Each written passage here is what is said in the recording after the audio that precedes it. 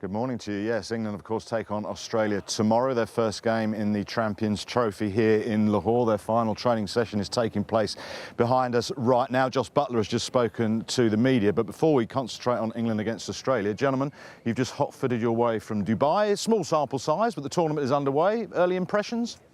I thought New Zealand put down a marker in the first game. They looked outstanding against Pakistan. That game was down in Karachi. Brilliant in the field. Wonder catch from Glenn Phillips. Two guys who went on to get hundreds, which has been an issue for England. I'm sure they'll have looked at that. And the way they played, the template for that innings with two guys getting in, going on, others playing around them. So they looked in good order to me. They looked like a side who've hit the ground running and put down a marker. Pakistan less so. They didn't look so good. And then in Dubai, where we were yesterday, conditions very different. Very tired, old pitch. Had a lot of cricket there with two significant tournaments on quite a small block. India obviously have the advantage of playing all their games in Dubai, so they've stacked their team with spinners. I think they got 5 in the squad and played 3 yesterday, although the wickets fell to the seamers in a funny kind of way. And they ran out easy winners in the end, but there was just a point in the chase where, had a catch been taken, they were under a little bit of pressure. And it certainly looked to us, with no dew in the evening, that it was a place where you want to bat first, get runs on the board and try and put somebody under pressure. How significant an advantage is it for India that they are playing all of their games guaranteed in Dubai? You did the pitch report yesterday. It's been used a lot. Women's World T20, IL-T20. It all looked a bit tired. England have gone in with one frontline spinner here. It is a huge advantage, really, just turning up to the same ground, picking your squad before the tournament, knowing you're going to be playing on one surface or a variety of surfaces on the same ground. So, and they picked, as Ath said, a load of spinners, a couple that didn't even play yesterday, where other sides have had to pick for here, Lahore, and then England played 2 games here and then a game in Karachi. Now, the one in Karachi spun a little bit. This one is really flat, and you'd probably want to chase here because there's a bit more dew. It's cool in the evening, so one spinner might do. But then you win and you get a semi-final in Dubai, and you want another spinner. So you're going to have to, they had to balance the side with so many different options in a different set of conditions, where India have just had to base their selections on one venue, one ground, turn up there, and they'll also be used to it.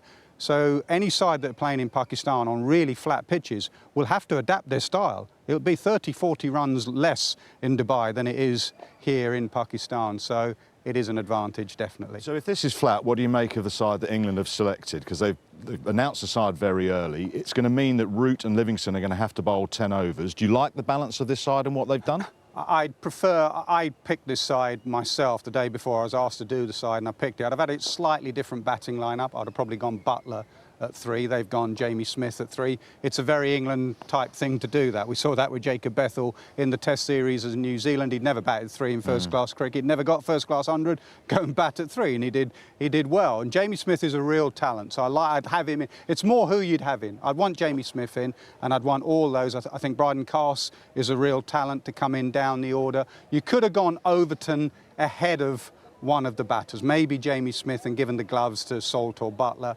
But I think the players that are on this squad and in this team, I think they've gone just about the right way. One spinner, and they'll just have to mix and match a little bit with Livingston and Root. How big a 2 or 3 weeks is this for Jos Buttler? Huge 2 or 3 weeks because of the 2 ICC tournaments that England have gone through recently. Remember that Jos Buttler is a World Cup winning captain, so that is absolutely in his favour. He is a great white ball cricketer. He would get in England's all-time best 11, no question. He'd probably be first pick. But as captain of the side, he's led them through 2 poor ICC events. There was the defence of their 50-over crown in India in late 2023, and that was a pretty shambolic tournament from an England perspective. The T20 tournament in the Caribbean last summer that we were at wasn't quite so bad, but you wouldn't say that they beat anybody of note in that tournament and didn't play to their potential. So if a team is not playing to its potential, and you look at this team on paper, it looks a very good team, maybe not quite what it was under Owen Morgan, under those glory days.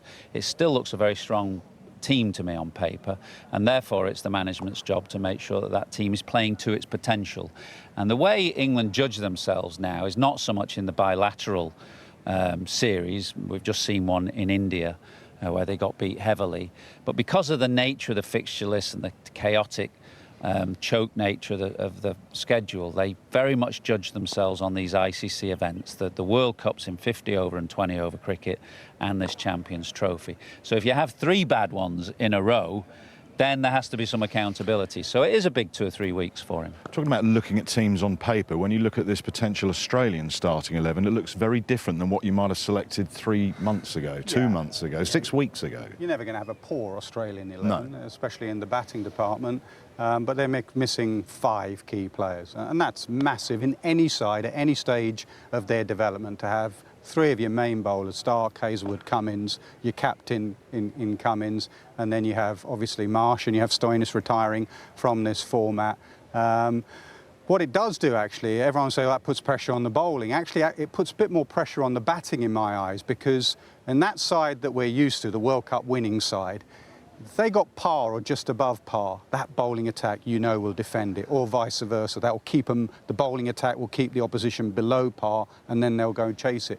Because the bowling attack is less experienced and not as good as what they've had, it means the batters may have to go a little bit harder. So they've still got, you know, a batting lineup of Travis Head at the top of the order. Steve Smith has found a lot of form. And in Adam Zampa, they really have a high quality leg spinner. In fact, in this game, you've probably got the 2 best white ball leg spinners there are in Zampa and Rashid going head to head. Just finally, the nature of this tournament, the way it's structured, you've got to get on the front foot straight away. You cannot afford a bad game.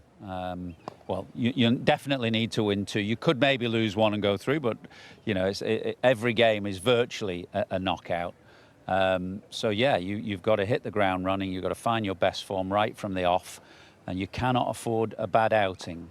Especially with what's to come, with South Africa and Afghanistan, 2 sides they lost to in the previous World Cup. So this is a vital game, but brilliant weekend. It's England, Australia, Pakistan, India. Great weekend of cricket. Well, England, Australia is tomorrow, 8:30 we get underway your time.